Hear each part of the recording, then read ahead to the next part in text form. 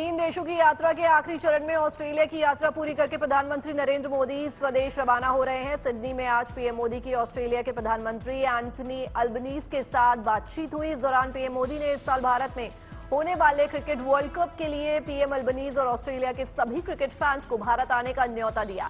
PM Modi ने कहा कि हमारे संबंध T20 मोड में आ गए हैं। उन्होंने कहा कि हमारे लोकतांत्रिक मूल्य हमारे संबंधों का मूल आधार है और रिश्ते आपसी विश्वास और सम्मान पर आधारित हैं। दोनों नेताओं के बीच अगले दशक की रणनीति पर बात हुई। साथ ही माइनिंग और ग्रीन हाइड्रोजन के क्षेत्र में सहयोग बढ़ाने पर भी बातचीत हुई। बातचीत के दौरान पीएम मोदी ने ऑस्ट्रेलिया में मंदिरों पर हमलों और अलगाववादी तत्वों का भी मुद्दा उठाया। इससे पहले पीएम मोदी को गार्ड ऑफ ऑनर भी दिया गया। पीएम मोदी ने इसके बाद ऑस्ट्रेलिया के governor general David John Harley और विपक्ष के नेता पीटर डटन से भी मुलाकात की।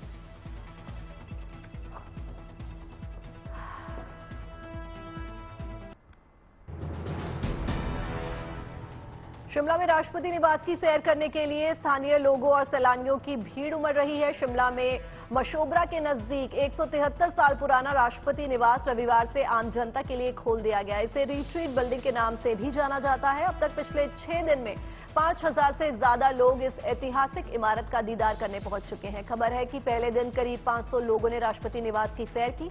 कई सामाजिक संस्थाओं से जुड़े लोग और स्कूली बच्चे भी यहां की सैर करने पहुंचे। शांत और सुरम्य हरी भरी वादियों के बीच बनी इमारत के अलावा यहां कई खास चीजें देखने लायक हैं। यहां बना ट्यूलिप गार्डन और पार्क लोगों को खास तौर से आकर्षित कर रहा है। राष्ट्रपति निवास में लोगों को कड़ी सुरक्षा व्यवस्था के बीच अंदर जाने की अनुमति दी जा रही है। राष्ट्रपति द्रौपदी मुर्मू राष्ट्रपति निवास घूमने आने वाले लोगों की 4 जगह मेटल डिटेक्टर से चेकिंग की जाती है। राष्ट्रपति निवास परिसर में सामान ले जाना मना है। इसके लिए गेट पर क्लॉक रूम की सुविधा है। परिसर में मोबाइल फोन ले जाना मना है। साथ ही अंदर फोटो खींचना भी मना है। हाल ही में शिमला यात्रा के दौरान राष्ट्रपति द्रौपदी मुर्मू ने इस ऐतिहासिक धरोहर को आम जनता के लिए खोलने की घोषणा की थी।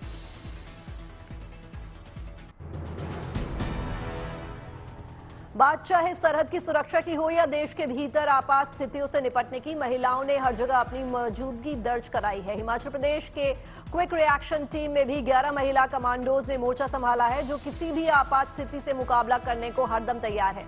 महिला कमांडोज की क्विक रिएक्शन टीम का ये दस्ता 5th IRB बिलासपुर बस्ती में तैनात है और राज्य में हर आपात स्थिति से निपटने के लिए पूरी तरह से तैयार है।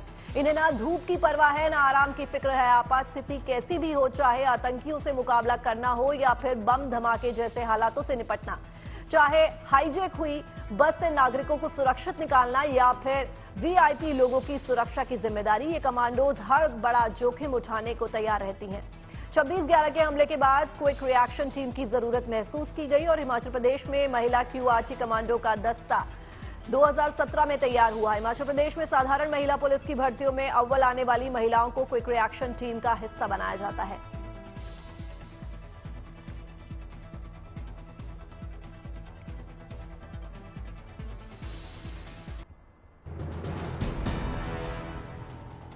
मौसम विभाग की माने तो आज दिल्ली, लखनऊ, पटना समेत उत्तर भारत के तमाम इलाकों में हल्की से मध्यम बारिश होने की उम्मीद है। मौसम विभाग के मुताबिक अगले 2 दिन उत्तर भारत के राज्यों में बारिश की गतिविधियां देखने को मिलेंगी। एक ताजा पश्चिमी विक्षोभ के असर से मौसम में ये बदलाव देखने को मिला।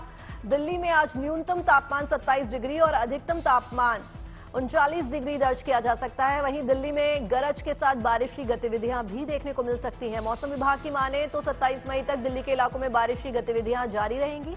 तापमान में भी कमी दर्ज की जाएगी। वहीं पूर्वी और उत्तर पूर्वी भारत के राज्यों में बारिश की गतिविधियां बढ़ गई हैं।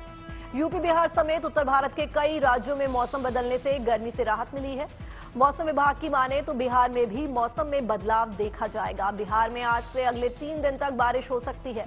पंजाब और हरियाणा में भी बारिश हो सकती है।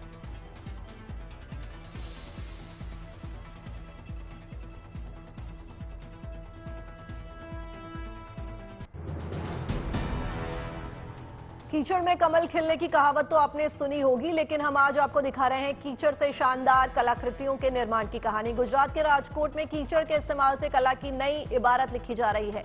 यहां बहुत से कलाकार कीचड़ से कलाकारी की शानदार मिसाल पेश कर रहे हैं। दरअसल गुजरात में कीचड़ कला यानी मड आर्ट की कच्छ की परंपरा का मशहूर हिस्सा है। कलाकारों का कहना है कि इस कला की परंपरा तो बहुत पुरानी है, लेकिन इन दिनों सोशल मीडिया की वजह से इसे काफी शोहरत मिलने लगी है। इस मड आर्ट की डिमांड अब मकानों, फार्म हाउस से लेकर बड़ी बड़ी इमारतों की सजावट के लिए भी होने लगी है।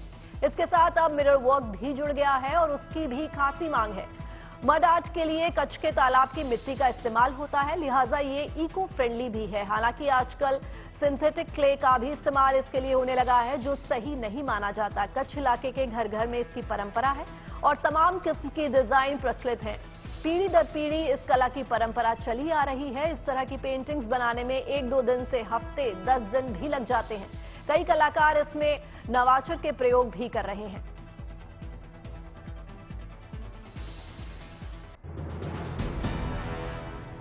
5 जून को उत्तर प्रदेश के मुख्यमंत्री योगी आदित्यनाथ का जन्मदिन है। इसके लिए तैयारियां अभी से शुरू हो चुकी हैं। सीएम योगी के दिल्ली के रहने वाले प्रशंसक साहिल इस सिलसिले में अयोध्या तक पैदल यात्रा पर निकले हैं। साहिल 700 किलोमीटर पैदल सफर करके अयोध्या पहुंचेंगे और 5 जून को योगी आदित्यनाथ के जन्मदिन के अवसर पर रामलला योगी आदित्यनाथ की लंबी उम्र की कामना करेंगे। पारा 40 डिग्री के पार जा रहा है। लू के थपेड़े इस यात्रा की और भी मुश्किल बना रहे हैं, लेकिन साहिल का योगी आदित्यनाथ के लिए प्रेम ऐसा है कि वे इस भीषण गर्मी में भी पैदल चलकर 700 किलोमीटर की यात्रा कर रहे हैं, ताकि रामलला से योगी के लिए आशीर्वाद मांग सके। साहिल ने 20 मई से ये यात्रा शुरू की। साहिल दिल्ली के नजफगढ़ के रहने वाले हैं और अभी केवल 23 साल के हैं। वो बचपन से ही गौ सेवा करते आ रहे हैं और योगी जी के नक्शे कदम पर आगे चलना चाहते हैं। साहिल ने यात्रा पूरी करने के लिए एक दिन में कम से कम 60 किलोमीटर पैदल चलने का लक्ष्य रखा है। अपने साथ योगी आदित्यनाथ की फोटो लेकर साहिल ये यात्रा कर रहे हैं।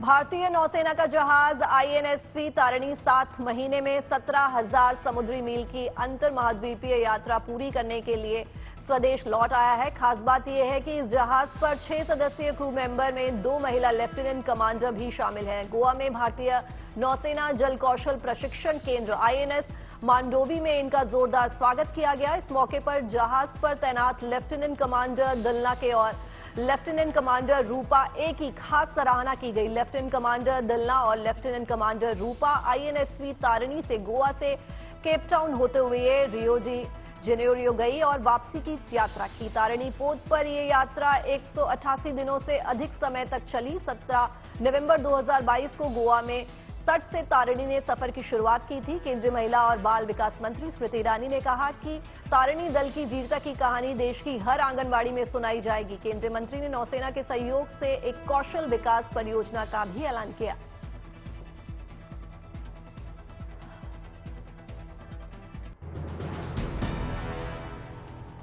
नेपाल के पर्वतारोही हरिबुद्ध मागर का काठमांडू में जोरदार स्वागत हुआ। शारीरिक तौर पर अक्षम हरि मागर ने दुनिया की सबसे ऊंची चोटी माउंट एवरेस्ट फतह करने में कामयाबी हासिल की है।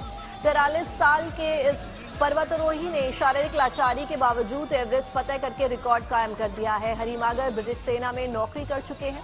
2010 में अफगानिस्तान में तैनाती के दौरान तालिबान के एक हमले में बम धमाके के दौरान ये अपने पैर गंवा बैठे।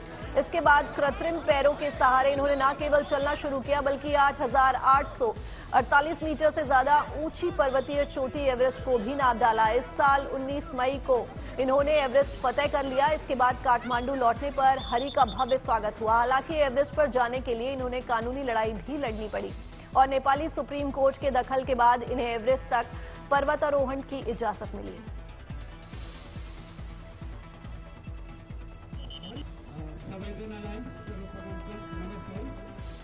तो दोनों पैरों से लाचार होने के बावजूद भी 2010 में अफगानिस्तान में तैनाती के दौरान तालिबान के एक हमले में बम धमाके के दौरान जो है ये अपने पैर गंवा बैठे। इसके बाद भी कृत्रिम पैरों के सहारे इन्होंने न केवल चलना शुरू किया, बल्कि 8,848 मीटर से ज्यादा ऊंची पर्वतीय चोटी एवरेस्ट को भी नाप डाला।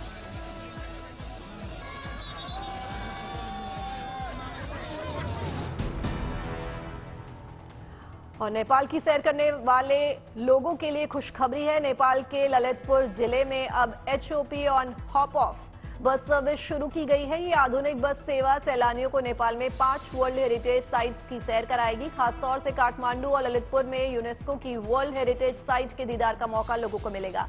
फूल चौक से शुरू होकर ये बस पाटन दरबार स्क्वायर जाएगी, वहां से ये बस बसंतपुर दरबार स्क्वायर जाएगी और फिर सैलानियों को पशुपतिनाथ मंदिर ले जाएगी।